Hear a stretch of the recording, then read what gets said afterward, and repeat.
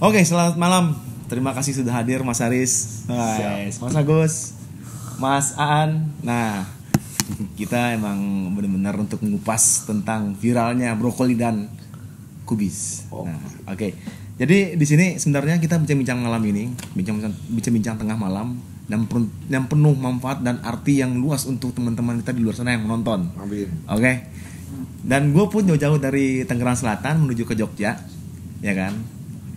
Mengupas itu banyak pertanyaan dari netizen atau teman-teman yang mencoba apa sih dibalik kol dan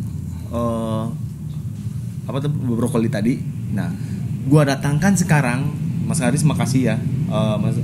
Ini juga makasih, Mas Agus juga makasih. Dokter hewan langsung untuk artinya sih dibalik kubis dan brokoli ini. Oke, perkenalkan ini ada Mas Aan. Ya. Thank you. Sampai sekarang dokter ya. Oke. Jadi kita juga sama-sama teman-teman di rumah juga pengen tahu gitu dibalik kubis dan brokoli ini, Mas Aan. Bisa dijelaskan?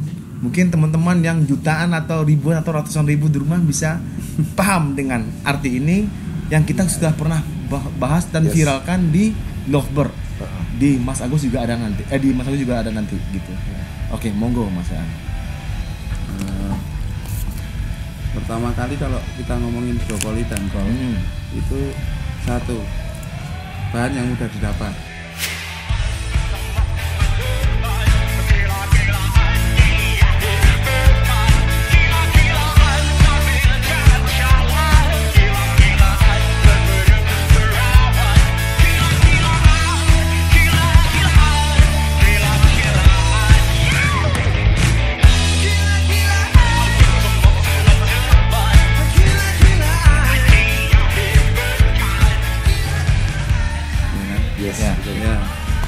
Terus apa manfaatnya sih ketika kita berkecimpung dalam bidang ini? Ya benar.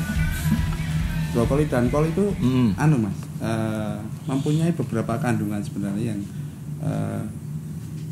berfungsi sebenarnya untuk support dalam artian untuk vitalitas burung.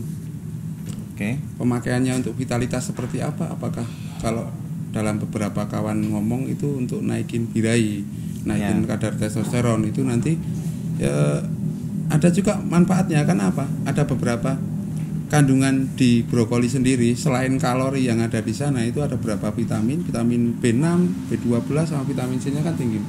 Magnesium. Nah, itu kan penting sekali sebenarnya kalau kita mainan burung berkicau, apalagi lovebird yang notabene dia mau untuk makan tumbuh-tumbuhan, makan daun-daunan, bunga-bungaan. Selain biji-bijian loh. Karena kan makanan lovebird itu sebenarnya bukan pemakan millet, cuma karena kita piara gampang belinya millet. Oh, aslinya bukan pemakan millet. Makan sayur-sayuran pun mau. Oh. Ya begitu. Untuk burung ocean sendiri kalau pemakan serangga ya aplikasinya mungkin karena jarang burung ocean yang mau makan brokoli. Oke, iya benar.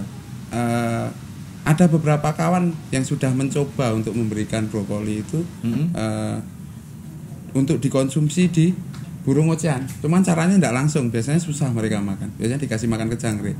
Untuk efeknya sebenarnya sama juga. Itu juga untuk suportif juga sebenarnya. Penunjang lah ya intinya. Penunjang. Daripada jangkrik itu makan kardus, lebih baik makan brokoli sama kol. Kan begitu. Secara kadar air di brokoli itu kan tidak begitu tinggi. Masukkan gendil tadi aja. Tangki ya. Tidak begitu tinggi toh. Jangkrik tidak begitu cepat mati kalau makan brokoli, kan begitu. Ya mungkin lanjut mungkin. Jadi ada beberapa pertanyaan. Jadi gini, karena kan di Mas Aris Esselenberg juga sama saya pribadi juga melayangkan kita pernah ya di balik itu kan semua nyata, real dan pernah dilakukan gitu ya. Nah jadi banyak dari pertemuan saya juga ikut belajar dari Mas Aris gitu ya. Dari saya coba pun emang ada hormon testosteronnya tadi mempengaruhi ke lovebird gitu kan. Nah jadi ada beberapa pertanyaan atau beberapa netizen yang bilang itu dari mana sih teori-teori ilmiah seperti apa sih? Saya pun masih belajar, takut salah menjawab gitu loh. Makanya saking penasarannya, ya udah ntar gue datangin nih dokter hewannya, lu dengar sendiri nih gitu maksudnya gitu Mas Aan. Siap. Jadi biar netizen itu jangan lemah nih settingan atau apalah hoaxnya nih dokter hewan, silakan kenalan, silakan kontak sendiri aja gitu loh. Oke.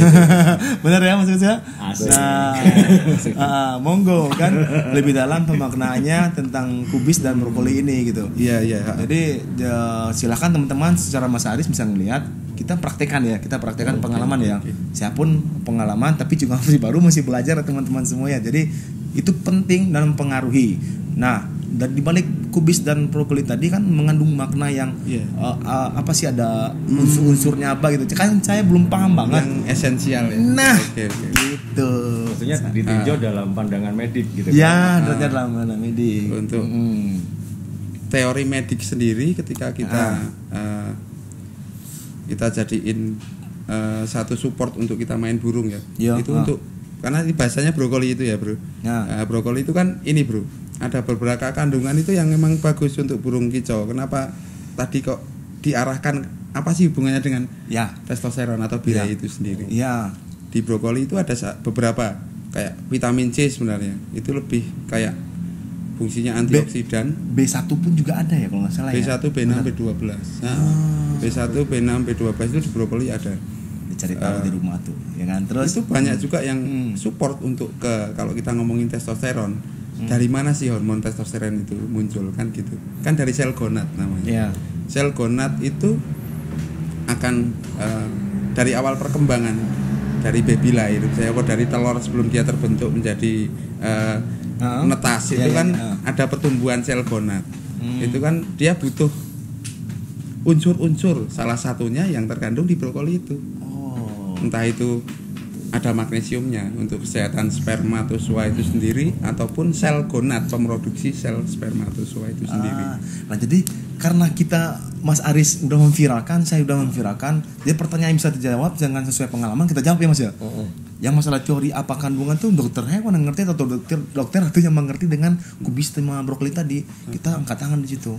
Makanya buat telusuri ini teman-teman, buat subscriber pertanyaan apa, gua akan jabarin gitu loh intinya. Nah, kita ketemu gitu Mas ya. Nah, terus ada juga dari Mas Agus yang pecinta ocehan. Juga ada yang ditanyakan sama Mas Aan tentang sebetulnya masih seputar apa Mas Agus, apa channel YouTube-nya? AGS Lintas Hobi. AGS Lintas Hobi. Di subscribe, di like, di komen ya. Oke. Nah, terus Mas Agus? Sebetulnya masih tentang brokoli dan kol ini saya masih penasaran juga. Asik. Ya, sama-sama belajar berarti kita ya. Oke. Mumpung ketemu Mas Aan. Ya. Seberapa besar sih kontribusi brokoli dan kol sehingga bisa mensupport hormon testosteron? Seandainya nih, itu kan secara alami nih didongkrak pakai. Ini kekecau berarti ya. Belajar juga nih, dia harus belajar juga sih. Ini kelobet juga sebetulnya. Kelobet secara langsung kita udah mempraktekkan dan real, nyata, ada perubahan. Ya Mas Rizal, dan kicau ini agak seru nih, gua akan nyimak gitu. Nah, jadi gimana Mas? Seandainya nih, ada hormon testosteron yang sudah jadi yang saya beli di toko-toko di pet shop gitu kan, ada nih. Saya pacu pakai hormon itu. Dengan memakai kubis dan brokoli, kol dan brokoli, perbedaannya di mana nih Pak? Kira-kira. Kalau untuk hormon yang dijual di pasaran, kita bisa sebut itu kan hormon artifisial, Mas. Jadi kita memberikan sesuatu yang sudah jadi di dalam tubuh.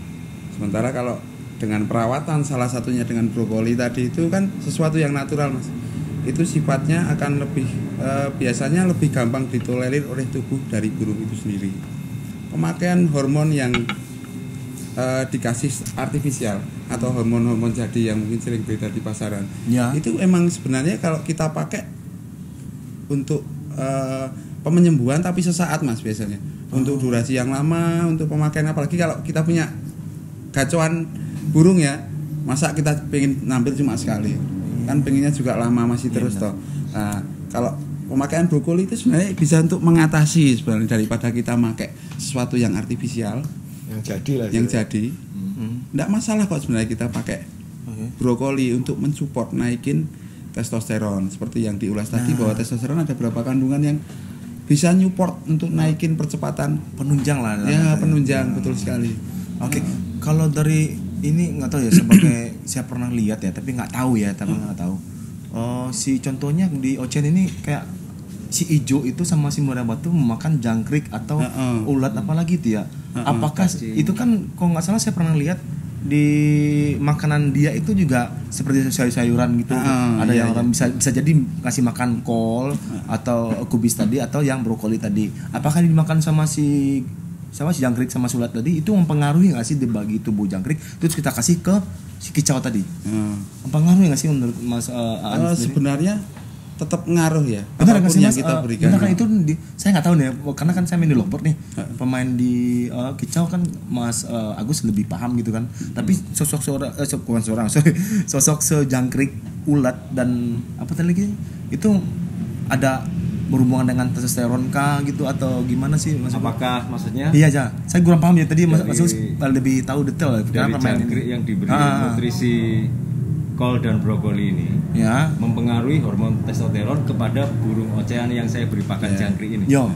Kira-kira seperti itu. Apakah begitu mungkin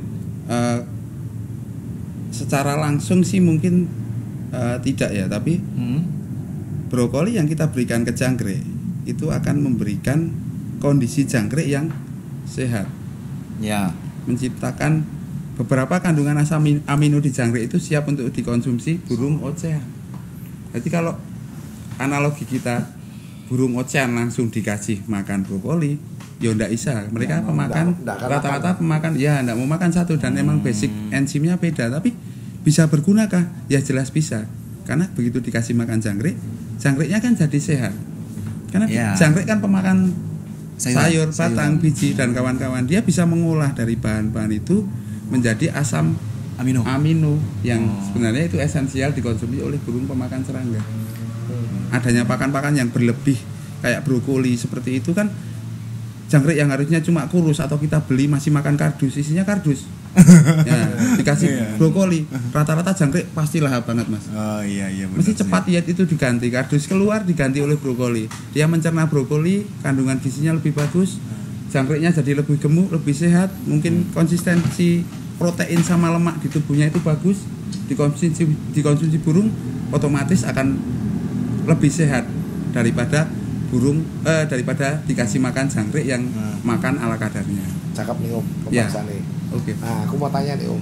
Ini kan bicara tentang pemberian brokoli sama kubis untuk kekicauan ya. Iya.